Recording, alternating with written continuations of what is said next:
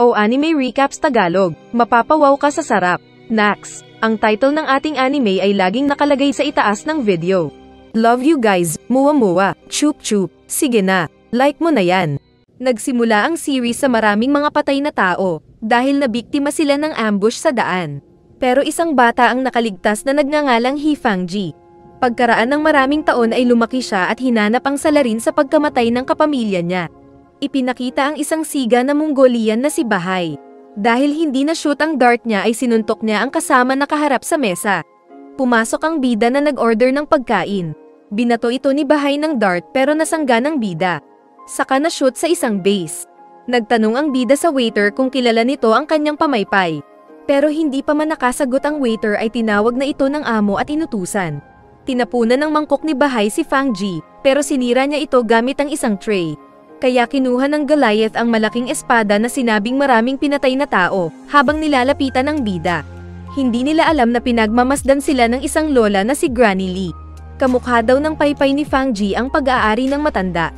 Sinira ni Bahay ang mesa ng bida. Kaya humigop muna si Fangji sa katumayo. At naglaban sila ng malaking tao. Kaya nasisira ang lugar dahil sa kanilang kung fu. At kahit mas maliit na tao ay nagawang man-knockout ni Fangji si Bahay. Kaya nagtayuan ang mga tao nito na kinuha ang kanilang mga armas at inatake si Fangji.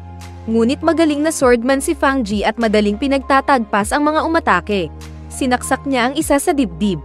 At tinanggalan ng paa ang isa pa saka din sinaksak. Gamit ang mga pana at palaso ay pinatamaan siya ng mga archer na kanyang inilagan. Inatake pa siya ng isang swordsman pero inislice lang niya ito sa leeg.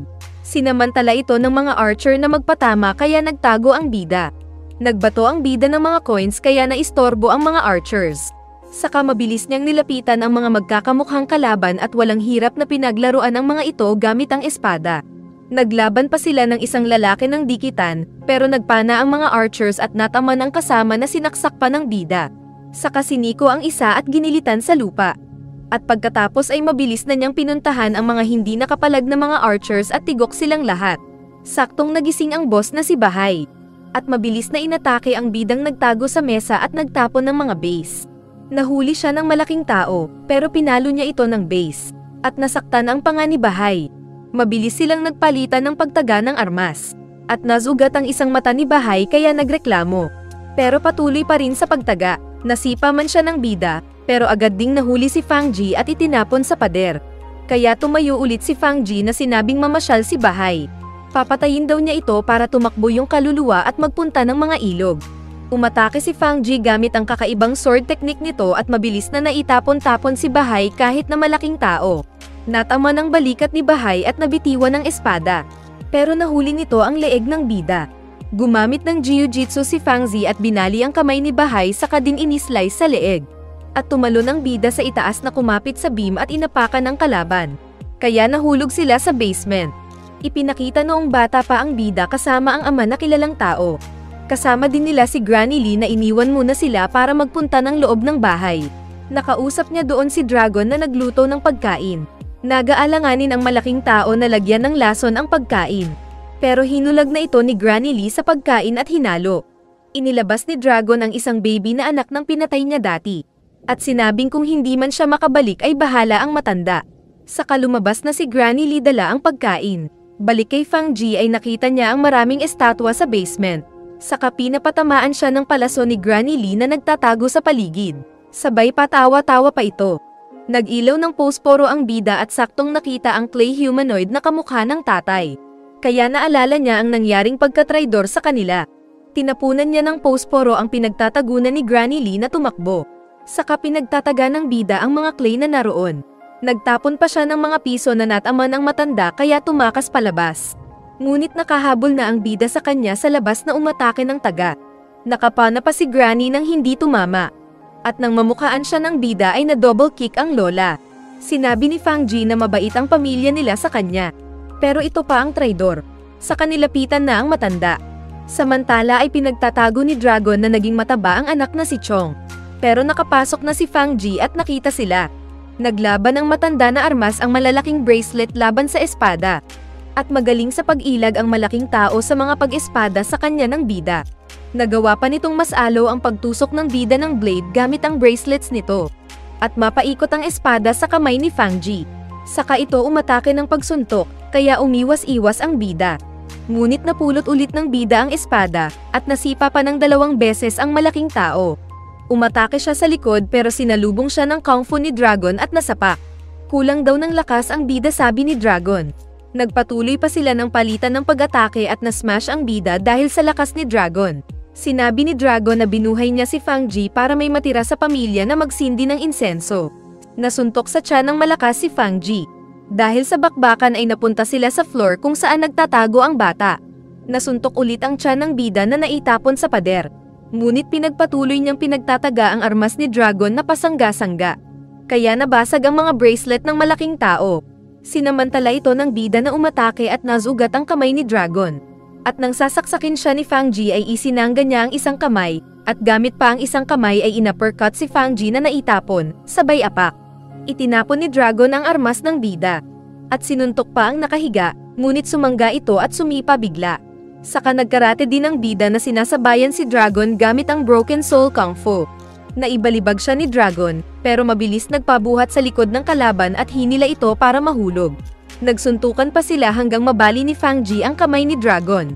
Ngunit nahuli siya ni Dragon na binalak ihampas. Kaya nag-headbutt ang bida na kinasakit daw ng ulo ni Dragon. At walang tigil na pinagsusuntok ni Fang Ji ang katawan ni Dragon kasama ang itlog nito, saka din tinapon para makabawi.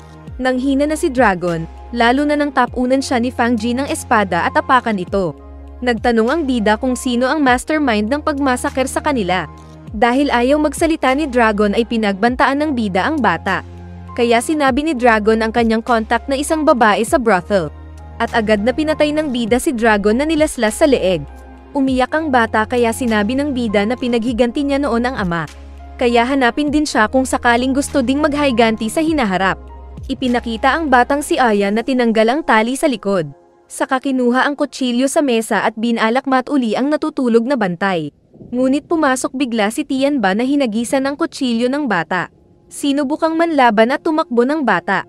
Pero nang mapatid at matamba ay inapakan siya sa likod ni Tianba. Saka mabilis na tinali ang kamay.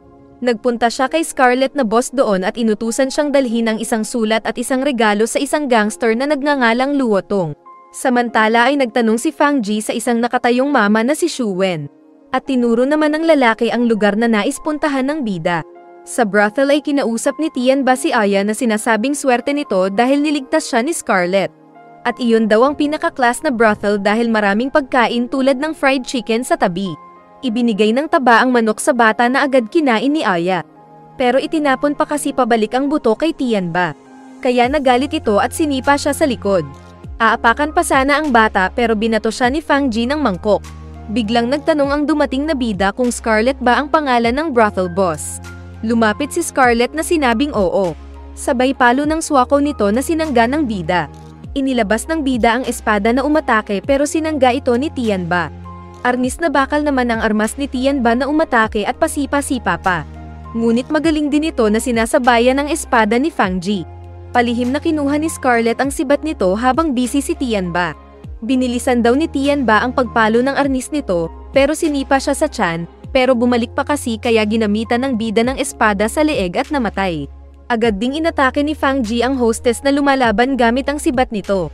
Nagtumbling at sumakay pa ang babae sa likod ni Fang Ji. Saka mabilis na umatake ng tusok ng sibat na iniwasan ng bida. Nagtanong si Fang Ji kung kasama ba si Scarlett sa pagpatay sa mga magulang niya. Pero wala daw alam si Scarlett. Nagpatalon-talon pa sila sa bahay na iyong habang nagwawas-iwas ng kanilang mga blade. At magaling ang babae na naglalambitin sa mga poste. Nakasipa pa ito sa mukha ng bida na agad din niyang tinusok ng sibat. Pero nakailag at umatras ang bida sa mas malawak na parte ng bahay. Sinabi ng babae na marami nang napatay ang tusok niya. Tinapon niya ang swako sa bidang sumangga at mabilis pinasundan ng talam ng sibat. Saka graceful pa silang naglaban na katulad talaga ng mga kung fu master. Tinusok ng malakas ng babae ang poste sabay umiwas sa blade ng bida. Saka agad ding hinaila ang sibat na muling winasiwas paikot-ikot sa napa-atres na bida. Nagpakiramdaman sila saglit, saka naunang umatake ang babae, na patuloy kinatanggo ni Fang Ji. Nahuli ng lalaki ang sibat. Pero inilabas ng babae ang blade na nakatago dito at nagpatuloy sa pagsangga at pag-atake. Saka muling kinuha ang kaputol at binuo ang armas. Nagkasalubungan sila ng kani-kanilang special technique. At nasugat ang mukha ng babae. Kaya naiyak ito na iniwan ng sibat. Nagtanong si Fang Ji kung kasali ba ang babae sa pagpatay sa grupo ng ama noon. Hindi sumagot si Scarlett na binalak maglaslas. Pero agad na pinutol ng lalaki ang sibat at mabilis tinutukan ang babae ng blade ng sibat. Sinabi ng bida na ang sugat at maling gawa ay naghihilom at naitatama. Kaya sinabi ng babae na puntahan ng bida ang Canal Gang. Aalis na sana si Fang Ji pero nagpadala pa ng mensahe si Scarlett kay Luo Tong na quits na daw sila dahil nagtraidor ang babae. Saka din sinunog ng babae ang brothel para magpakamatay. Sa daan ay naramdaman ni Fang Ji ang sumunod na bata. Kaya sinabi niyang umalis na ito. Pero nais daw ni Aya na magpaturo kung paano lumaban, saka ito sumunod. Flashback ulit noong kinakalaban ni Dragon ang maraming mga mandirigma na kasama ng bida. Walang hirap niyang pinagsusuntok ang mga ito na namamatay naman daw sa lakas niya. Isang lalaki ang naitapon sa tabi ni Granny Lee. Nagpapatulong ang lalaki na nilapitan ng matanda. Ngunit biglang pinagsasaksak ng matanda ang extra na namatay. Isang nakamaskarang kalaban ang binalak lumapit sa mag-ama. Pero inatake ito ng isang tauhan ng He family. Kaya nagkaroon ng pagkakataon ang ama ng bida na ilagay sa balon ang anak, gamit ang mano-mano na pangsalok. Sinenyasan ng tatay na tumahimik ang anak, pero nasaksak itong bigla sa likod. At itinapon sa loob ng balon. Pero sinabi pa rin ng ama na manahimik ang bata bago namatay. Nakita siya ng isang kalaban, pero sinabi sa mga kasama na patay na ang target. Samantala sa Canal Gang Base ay nagsasanay si Luo Tong nang naubo kaya tumigil muna at uminom ng kopi ko 3-in-1. Pa-advertise na kayo dyan. Send me an email. Sinabi ni Jiang na patay na si Dragon. Kaya sumagot ang master na matagal nang gusto nito na umalis ng martial arts world. Pero sa huli ay hindi rin siya nakalaya. Dalhin daw ni Jiang ang naulila nito doon para gawin nilang scholar at hindi rin maging biktima ng martial arts world. Sinabi pa ni Jiang ang mga huling kataga ni Scarlett bago ito namatay. At sumagot si Luo Tong na ipaghihiganti niya ito. May narinig silang ingay na agad tinignan ni Jiang pero si Aya ang nakita. Pero lumabas din agad si Fang Ji na nagpakilala. Lumapit si Luo Tong na agad umatake ng sibat pero sinangga ng bida. Saka umabante rin si Jiang ng hinagis na espada saka din sinalo ang armas pabalik. Ngunit naziko siya ng bida, saka sinangga ni Fang Ji ang sibat ni Luo Tong. Tumalon pa si Luo Tong na nais mag-billiards, pero sinipa siya ng bida. Pumalit ulit si Jiang na lumaban pero nasugat ito sa likod.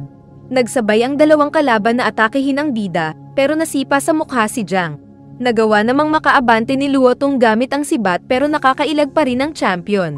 Binalak umatake ni Jiang sa likod pero sinalubong siya ni Fang Ji at nagsabayan ang kanilang parehong double sword at muling napaatres ang kalaban. Naipit ng magkabilang armas si Fang Ji sa likod at harap. Pero nagawa niyang tumalon paalis sa kasabay na pinagwawasiwas ng espada ang dalawang parehong nasugatan. At magkasabay din niyang sinaktan ang dalawa. Nilapitan ng bida si Jiang at tinaas ang armas para patayin.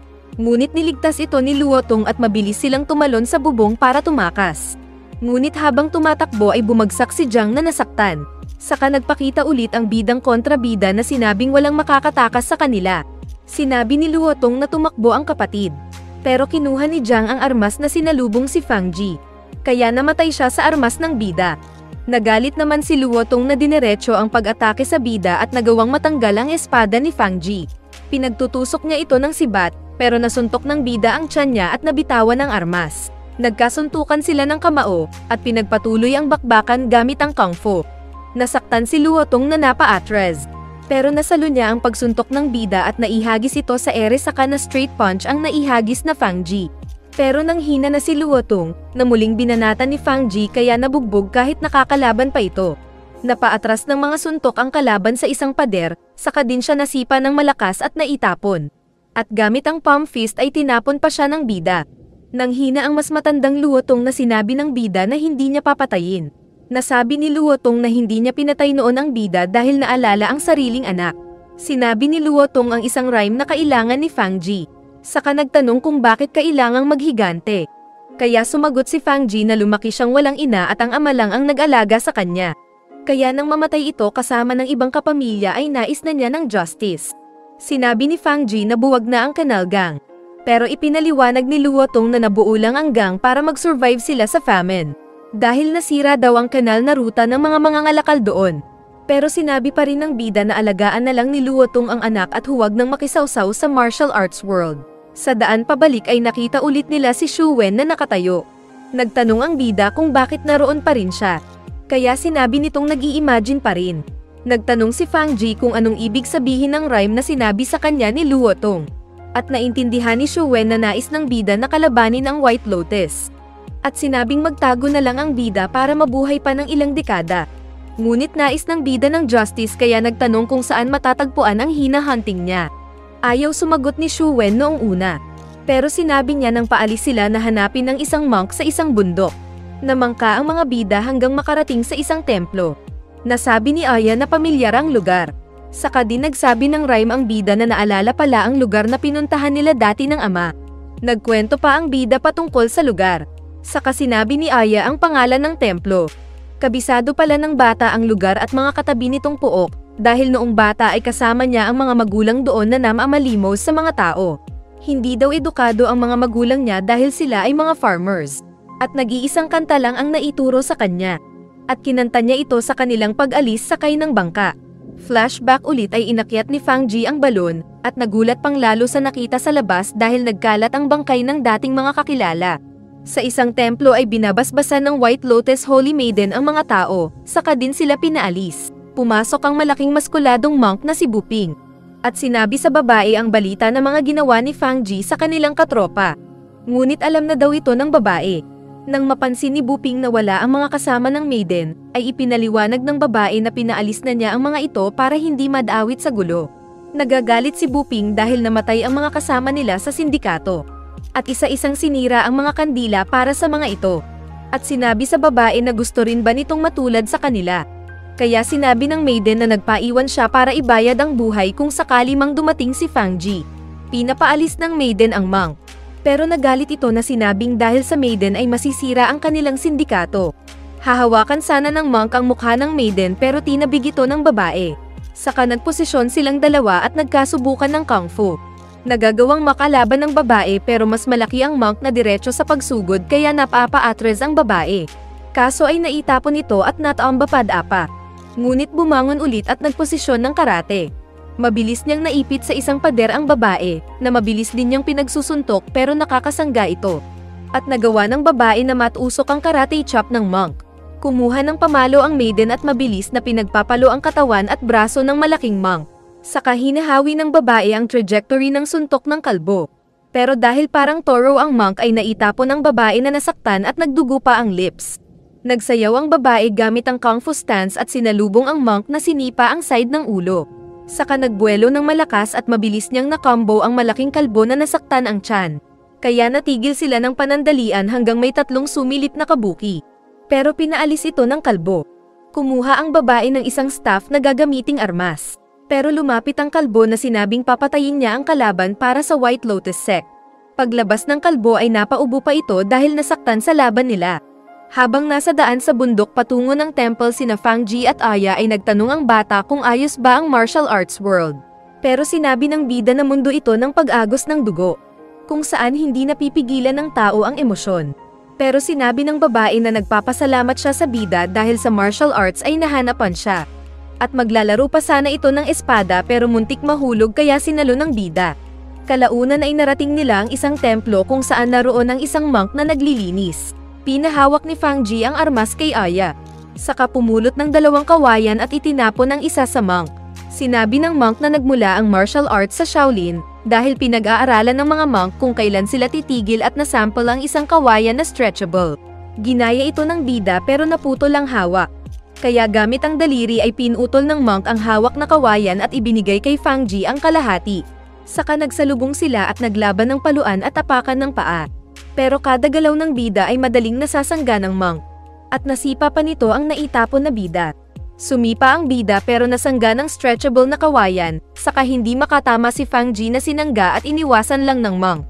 Ang monk naman ang umabante na sinangga ng bida, pero nasipa ang tagiliran ni Fang Ji na nasaktan. Nagpatuloy pa sila sa kung fu fight at patuloy lang na nasasaktan ang bida dahil sa pagsipa at suntok ng monk. Binigay ulit ng monk ang pamalo ng bida. Na agad niyang itinapon pabalik sa monk, pero nilaro lang ito ng Master Kalbo. Umatake ulit ang bida at muling umatras ang monk na naramdaman ang lakas niya. Naipit sa pader ang monk pero magaling ito sa pag-ilag at depensa na nakapatama pa ng ilan sa bida. Naramdaman daw ng monk ang galit kay Fang Ji. Nagpatuloy pa sila sa paglalaro ng pagpalo ng kawayan. At sinabi ng bida na papunta siya ng bundok na kuta ng kalaban niya. Ngunit sinabi ng kalbo na hindi siya mananalo. Kaya mas lalong binilisan ni Fang ang pag-atake at nagawang madisarmahan ang monk na napatalon pa atras. Nasabi ng monk na magaling ang martial arts ng bida, saka sumuko ang monk. Pero sinabi ng bida na siya ang nag-iisip ng paghihiganti kaya siya ang natalo. Nagtanong ang monk na kung makamit ni Fang Ji ang justice nito, ay magagawa din ba niyang makamit ang justice para sa mga normal na tao. At habang papaalis ang monk ay nagsabi ito ng rhyme patungkol sa pagiging hero at ilang dekada na paghihirap ng mga normal na tao. Habang naglalakad ang dalawa ay narinig ni Fang Ji ang isang boses. Kaya naalala niya noong bata pa siyang sinasanay ng isang tito ng Kung Fu. Nakarinig din siya noon ng nagre-recite ng poem. At mula ito sa isang monk na umatake. Kaya mabilis na hinanap ni Fang Ji ang pinagmumula ng boses, at nakita si Buping na nakatayo sa isang poste. Saka dumating pa ang mga tao ni Buping na nagsiakyatan sa mga ruins. Mabilis ding umakyat si Fang Ji kaya napaikutan siya ng mga nakamaskara na tauhan. At pinag-isahan siyang tusukin ng mga magagaling din na monk na nakamaskara. Nagawa ni Fang Ji na masangga at maiwasan ang mga malalakas na paghampas ng mga kalaban. Ngunit dahil sa teamwork ng mga ito ay napalo siya sa tiyan at naibangga sa poste. Nagpapatugtog ng tambol si Buping na sinayawan ng mga tauhan at sabay-sabay na tinalon ang bida. Pero nakaligtas siya at nagawang maiwas-iwasan ang mga nakamaskara. Muling sabay na tumalon ang mga ito para paluin siya kaya muli siyang umilag. Pero nahagip siya ng armas ni Buping na sumabay sa kanyang pagtalon, kaya siya naitapon. Agad siyang sinundan ng malaking tao na muling naitulak sa lakas. Naipit si Fang Ji na pinaikutan ng mga kalaban na parang nanliligaw na manok. At pag-atake ng mga ito ay naitapon ng 2 beses si Fang Ji sa ere. Nakaagad ding tinalon ni Buping at minartilyo ng staff. Kaya bagsak ang bida sa unang pagkakataon. Napatawa si Buping na sinabing papatayin ang bida, kaya tumayo naman daw si Aya sabay labas ng blade.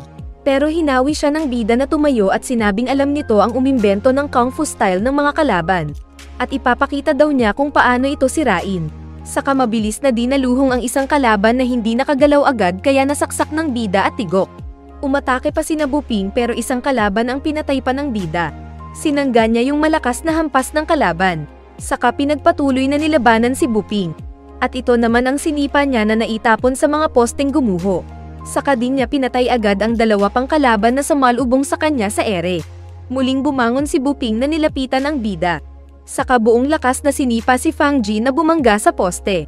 Naghampas siya ng matibay na staff pero ang poste ang nadurog. At muling nasaktan ang bidang napaluhod. Nagtapon ng espada si Fang Ji na tinapik ng kalaban. Ngunit paglapit ni Buping ay pinagsisipa siya ng bida ng walang tigil kaya napa-atres. At gamit ang handle ng espada ay sinira ng bida ang maskara ng monk. Nang magkasalubong ay naslice ang tagiliran ng monk at nabitiwan ng armas. Nakalaban pa rin si Buping gamit ang isang kamay, ngunit pinag-slice pa siya ng bida gamit ang 2 espada. Pero nakatayo pa rin ang malaking tao. Kaya ginamit ng bida ang special sword technique nito at isang iglap na hiniwa ang monk na napaluhod. Nagtanong ang bida kung may pagsisisi ba si Buping. Ngunit tumayo ang monk na sinabing marami ding nagawang kasalanan ang tatay ng bida, kaya bagay lang na pinatay ito. Kaya sinaksak ng bida ang dibdib ni Buping. At natigok ang malaking tao. Pinuntahan ng maiden na si Mei ang monk na nakalaban ni Fang Ji. At doon ay nasabi ng monk na bata pa rin ang maiden. Nakwento ng monk noong iligtas niya noon ang dating asawa ni Mei na nagngangalang Wang. Ginawa daw ni Wang ang White Lotus sect para tumulong sa mga nangangailangan. Ngunit sinira nila ang estatwa ni Buddha. Kaya agad na humingi ng paumanhin si Mei.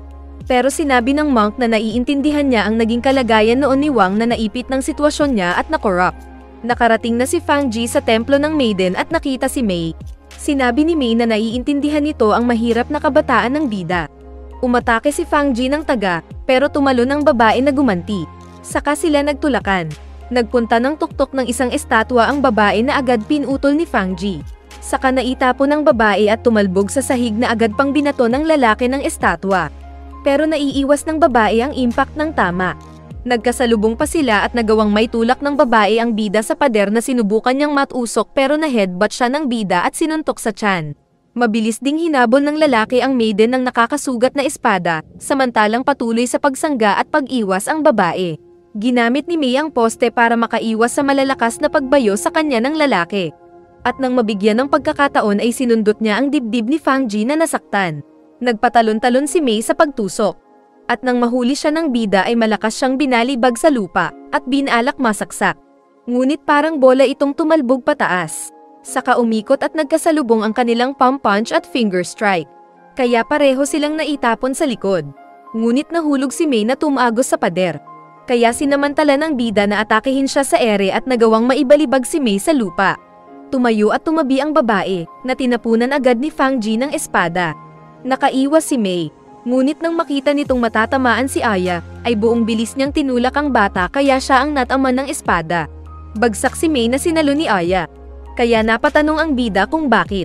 Sinabi ni Mei na tumigil na si Fang Ji at siya na ang huling mapapatay nito. Kaya galit na sinabi ng bida na bakit pare-pareho silang kinukonsensya siya. Sinabi pa ni Mei na alisin na ng bida ang galit nito at mamuhay ng payapa. Nagsabi din ito ng poem, saka namatay at nabitiwan ng plauta. Kinuha ng bida ang armas ni Mei at alam ang lugar kung saan ito nagawa. Aalis na sana siya pero pinilit buhatin ni Aya ang katawan ni Mei para ilibing. Kaya naawa ang lalaki na siya na ang nagbuhat. Saka sila nagpunta ng gubat para ilibing ang katawan ng babae. Habang tinitignan ng bida ang pinatay na babae ay nagpaalam muna siya sa bata at sinabing napagod daw kaya umalis. Nang nag-bonfire na sila ay nasabi ng bata na siyam na ang napatay ng bida na nakita niya. Kaya naikwento ng bida na 17 sa pamilya niya ang pinatay at siya lang ang nakaligtas.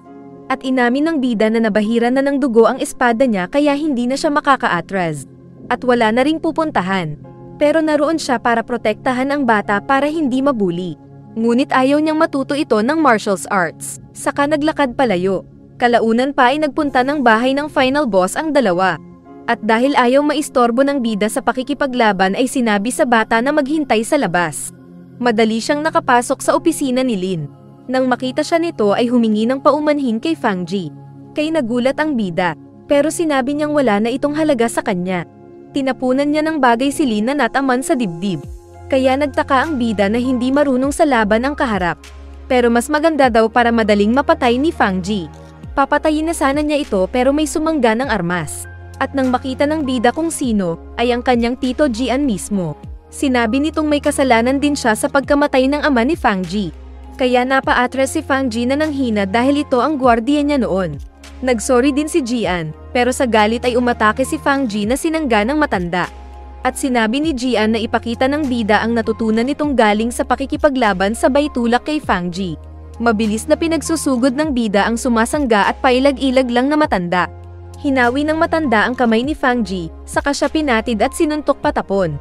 Saka sinabing umuwi na lang ang bida dahil mahina. Muling umatake si Fang Ji na mas mabilis at mas malakas, pero nagawa pa rin siyang matusok. At masipa, at masuntok ng master na muling napa-atras. Saka sinabi ni Jian na hindi pa siya kaya. Galit na sumugod ulit ang bida na tinaga ang matanda, pero na 3 fingers lang ni Jian ang blade niya. Kaya napamulagat siya. Saka tinusok ng sword sheath ang biwang niya at itinapon ang armas ng bida. Ipinaliwanag ni Jian na niligtas siya ng tatay ni Fang Ji. Pero may panahon na pinagpili siya kung ang bansa nila o ang kapamilya. Galit pa ring umatake ang bida gamit ang Broken Soul Kung Fu style. Pero siya ang sinaktan ni Jian at siya ang lumipad. Bumalik din siya agad na mabilis sinubukang makalmat ang master, pero mabilis umilag ang master na nakasipa pa sa mukha niya. Ngunit mas bata ang bida kaya malakas na hinawakan ang paa ni Jian saka ito ibinalibag sa lupa. Pinagtuloy pa nilang maglaban at nagawa pang matamaan si Fang Ji, ngunit mabilis bumalik kaya nagkasalubong ang kanilang kamao at palad. Pero mas malakas ang bata na umikot at sinipa si Jian na naitapon. Ngunit patuloy ito sa pag-ilag at iniiwasan ng mabibigat na sipa at suntok ni Fang Ji na sumisira ng pader. Nahuli ng bida ang matanda at nakita ni Jian na nag-red ang mata ng bida na kanyang na-headbutt.